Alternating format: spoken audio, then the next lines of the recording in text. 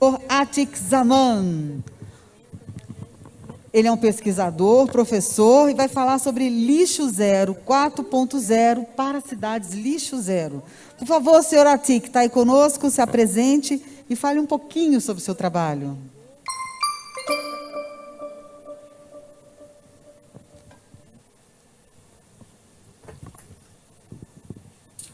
Hello everyone, it was my pleasure to actually introduce myself and also present International Congress on Zero Cities. And today I'd be discussing about Waste Management 4.0 for Zero Waste Cities. This is Dr. Atiq Zaman. I'm a senior lecturer at the School of Design and the Built Environment, Curtin University Sustainability Policy Institute, Curtin University, Western Australia. And I'm an active advocate for Zero Cities and also do research in this area past 10 years and so. So it is my pleasure actually to share some of my ideas, and please feel free to contact me. Here is my email address, and I'm happy to kind of respond any questions related to waste management or Zero Cities and so on. So I just provide a little bit of a background, like when you talk about Zero Cities, Zero Cities avoid creating any unnecessary waste and reuse, recycle, and recover all possible resources from waste streams. And in this figure or images that it shows from C40 cities, and these are the signatory cities. Actually, they declared that zero waste declarations, like San Francisco, Auckland, Boston, Copenhagen, London, and so on. So C40 signatory cities actually place to advance towards zero cities by mainly two areas. The first one is reducing the municipal solid waste generation per capita at least 15% by 2030 compared to 2015 level, and also reducing the amount of municipal solid waste disposal to landfill and incineration by at least 50% by 2030 compared to 2015 level, and also increase diversion rate away from landfill and incineration at least 70% by 2030.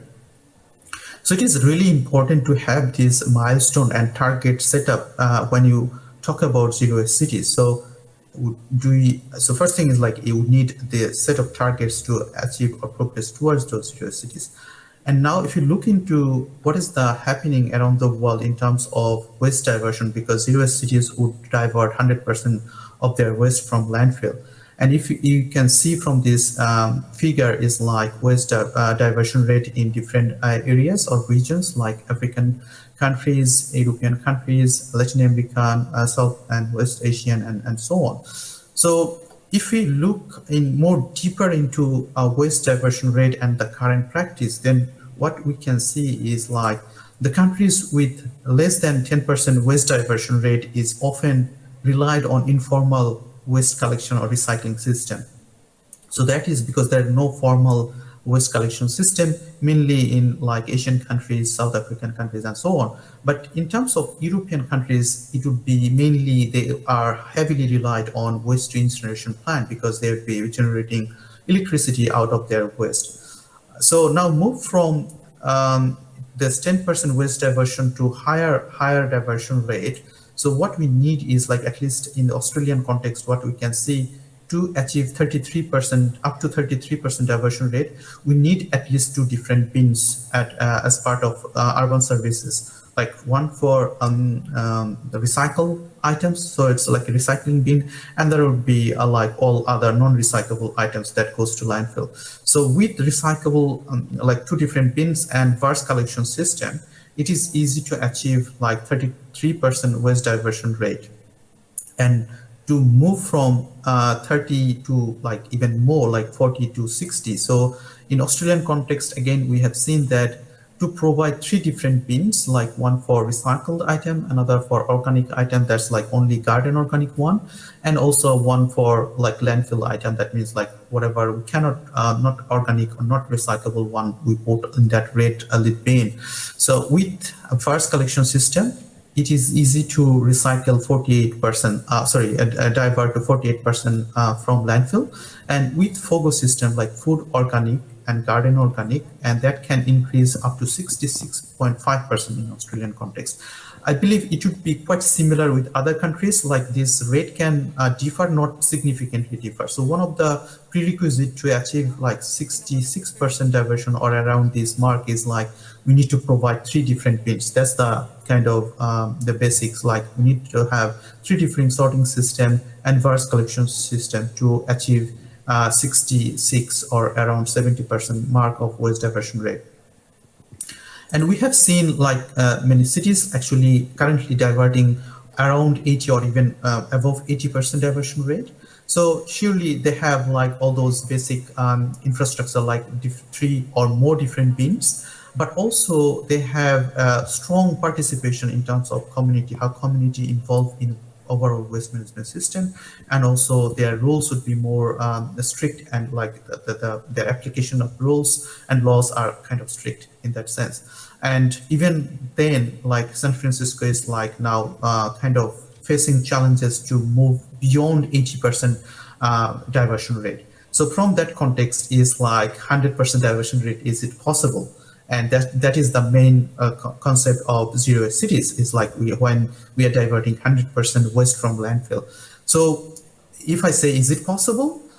With the current system, it is very, very difficult to achieve 100% diversion rate, because not only infrastructure, not only the public community participation and rules and regulations that we need, but also we need to think about whole system change, like how we design our product, how we make our product so that that can be reused or recycled again. So we need to actually change our design thinking so that we can reuse the product that we are producing at this moment. At the same time, we also need to apply extended producer responsibility. Yes, we are applying at this moment, but not the way that needs to be applied. Like it needs to be mandatory, and almost every single product that we kind of manufactures, that needs to be used like extended producer responsibility. And by applying or considering all those things, then zero waste city is possible. And this is a diagram that I developed a couple of years before to conceptualize how zero waste city look like. And in that concept, my argument was about like we need to simultaneously apply all those 6 key areas like awareness, education, research, sustainable consumption and behavior, new infrastructure and system thinking, transform industrial design, optimum recycling and recovery, and zero depletion legislative and policies in terms of like zero waste ban, zero waste landfill, and so on. So when we apply simultaneously all those 6 areas, then progressing towards zero city is possible.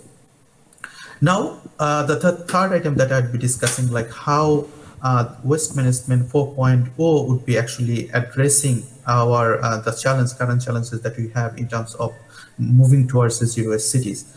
So the concept came from Industry 4.0, like fourth revolution, industrial revolutions. As you can see from this diagram, is like the first industrial revolution is about steam engine, when you produce like steam engine, and the second industrial revolution when you use electricity and the previous knowledge or the machines that we have. And the third industrial revolution is like automations using electricity, using the machines that we already developed, and so on. So the fourth industrial revolution is about uses transformative technology to connect physical world with the digital world. So that means like all the physical, the manufacturing process that we have, we need to connect this physical world to digital world, like the data that we can acquire from the current system, so that we can optimize the current resource use and so on.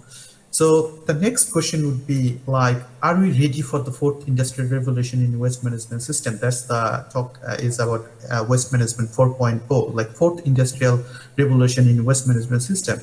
And the answer would be, a simple answer would be no, we are not. And survey was conducted in 2017 among 1,087 waste management executives around 97 countries around the world. And 86% of the respondent actually responded that they know something to little or nothing about those fourth industrial revolution for waste management system. So it seems like we maybe not ready yet for fourth industrial revolution for waste management system, but it is happening anyway because the technology is already available. And this is one of the common diagram that we already seen so many times, like Ellen MacArthur Foundations explain like how a biophysical stock and the technophysical stock needs to be recirculated within the system so that we had less dependency on raw material extraction and there is no leak like landfill or waste to energy plant and so on. So, but how do you actually track back that, like how much of those resources that are recirculating within the system? So this is where like in fourth industrial revolution is so important for not only for circular economy, but also to progressing towards zero waste city concept, because this data that we will get from fourth industrial revolutions, not only in the waste management sector, like that is end of life phase, but also at the beginning of the productions, like from raw material to manufacture to consumption. So all different stakeholders would be sharing the same level of understanding or in the transparency in the whole supply chain.